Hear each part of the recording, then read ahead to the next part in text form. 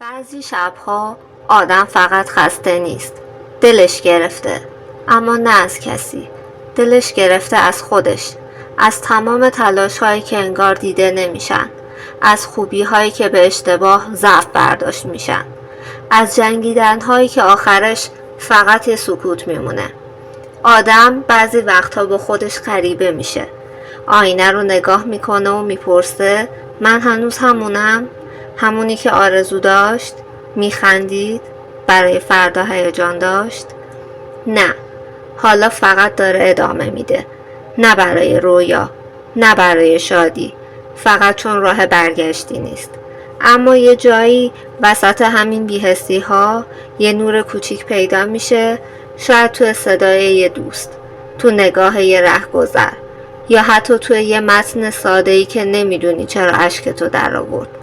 و همون نور کوچیک کافی میشه واسه اینکه دوباره صبحو ببینی، واسه اینکه به خودت بگی من هنوز هستم، شاید شکسته ولی هنوز نفس میکشم. و تا وقتی نفس هست هنوز میشه دوباره شروع کرد.